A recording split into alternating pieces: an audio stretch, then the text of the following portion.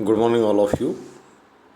आज मैं प्रातःकालीन सभा में आपके लिए कुछ नए विषय लेकर पहुंचा हूं और इस शुभ मुहूर्त में मैं यही संदेश प्रसारित करूंगा कि आज हमें तय करना होगा कि किन लोगों को हम समर्थन करें, किन का विरोध करें। कुछ लोग बनाना चाहते हैं शिक्षित और विकसित भारत, कुछ बनाना चाहते हैं शांत और समृद्ध भारत, और कुछ बनाना चाहते हैं महंगा तेल और भूखा भारत।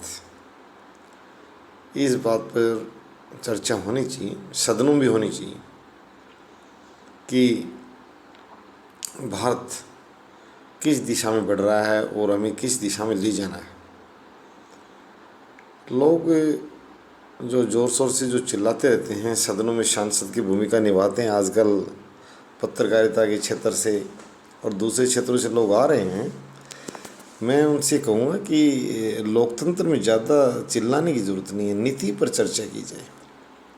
इसलिए मैंने ये 3 श्रेणियाँ बताई हैं, इसी बात के लिए सिद्ध की जाए। और आजकल जनता इतनी शिक्षित हो चली है कि अदालतों में भी लोग कहते हैं कि पहले इंटरप्रेटर के रूप में लॉयर्स की ज़रूरत होती थी। आज इतने अच्छे शिक्षित लोग पहुंच रहे हैं कि उनको स्वयं नॉलेज है कि पेटिशन कैसे तैयार करनी है, अपील कैसे तैयार करनी है, जिरे कैसे करनी है, आर्ग्यूमेंट।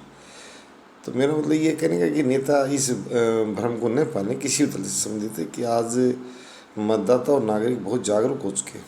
शिक्षित समाज में कहते हैं झूठ नहीं चलती और बेवकूफ़ बनाना आसान नहीं होता। तो मैं जो 3 विषय लेकर आया हूँ, शांत और समृद्ध भारत, शिक्षित और विकसित भारत, और महंगा तेल और भूखा भारत, हर नेता को जो देश में राजनीति कर रहे हैं राष्ट्रीय स्तर किसी भी दल से संबंधित है, क्योंकि मैं इंडियन पॉलिटी पर चर्चा चल रही मेरी, तो हमारा सबसे मजबूत है कि लोकतांत्रिक व्यवस्था और राष्ट्रीय व्यवस्था को कैसे मजबूत करें, इस दिशा में हम आगे बढ़ रहे हैं। तो इस पर चर्चा की जाए और चर्चा ये भी आगे बढ़ाई जाए कि अच्छी लोकतांत्रिक व्यवस्थाओं में पढ़े लिखे युवाओं को आगे आना पड़ेगा। ज़्यादा विकसित जगह पर एक व्यक्ति लंबे समय तक काबिज नहीं होता। ये मतलब अधिकतम किसी व्यक्ति को, जैसे अमेरिकन संविधान में व्यवस्था की गई है, अच्छी बात ले लेनी चाहिए। किसी से मिलते हुए कई बार हमारे बुजुर्ग लोग कहते थे, अगर दुश्मन से भी अच्छी बात वो कहते भाई, गुण तो दुश्मन का भी सराहना पड़ेगा। यानी किसी अगर विरोधी, धुर विरोधी आदमी ने उसमें कोई गुण है तो कहना पड़ेगा, और कहना भी चाहिए कि भाई ये गुणबंदी में है, इसमें कोई दो राय नहीं है। यानी पुराने लोगों की कहावत हमारी है कि भाई हम अनावश्यक रूप से दोषारोपण नहीं करेंगे, अच्छे को अच्छा कहना सीखें। अगर चाहे वो हमारे व्यक्तिगत रूप से या किसी अन्य विवाद को चलते विरोधी हो, यदि उस व्यक्ति में कोई गुण है तो हमें कहना चाहिए। तो मैं ये 3 प्रकार के भारत के निर्माण के लिए चर्चा की जाए कि कैसे और किस दिशा में हम बढ़ें।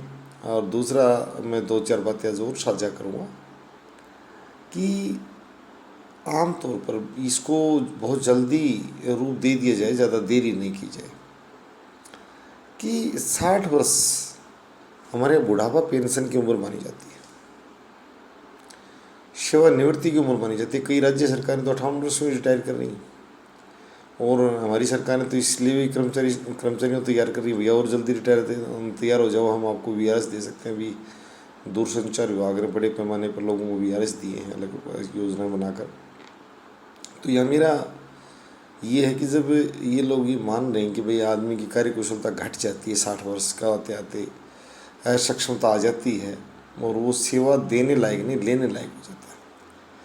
मैं आज यहाँ सिर्फ इस बात को, इस वीडियो में सबसे हेड टॉपिक जो रहेगा कि 60 वर्ष के बाद, मैं मेरी लाइन को इसी प्रकार से पढ़ रहा हूँ कि व्यक्ति सेवा लेने की स्थिति में होता है, न कि सेवा देने की स्थिति में। यानी वो सेवादाता नहीं, सेवाग्राही बन जाता है।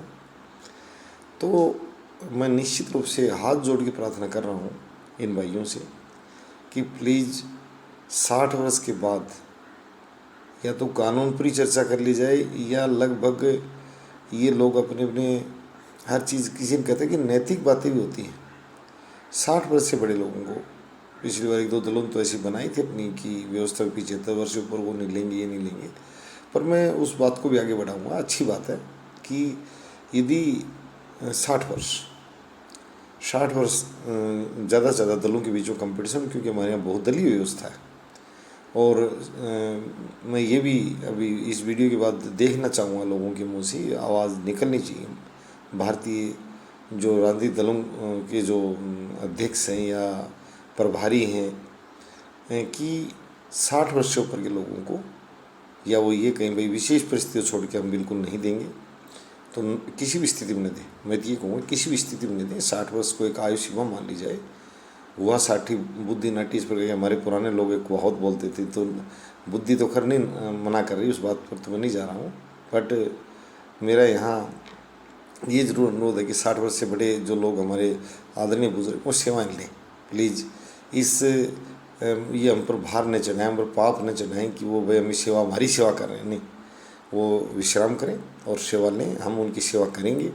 तो 60 वर्ष से बड़ा कोई भी व्यक्ति किसी पद पर, सरपंच से लेकर और राष्ट्रपति तक, मैं ये भी बताना चाहता हूँ, किसी पद पर ना आए और 2 बार से अधिक न आए। अमेरिकन व्यवस्था ये भी एक बात करी कि वहाँ जो अमेरिका राष्ट्रपति का जो पद है वो संवैधानिक व्यवस्था और लोकतांत्रिक व्यवस्था सबसे शक्तिशाली पद माना जाता है दुनिया में, परंतु 2 बार के बाद में।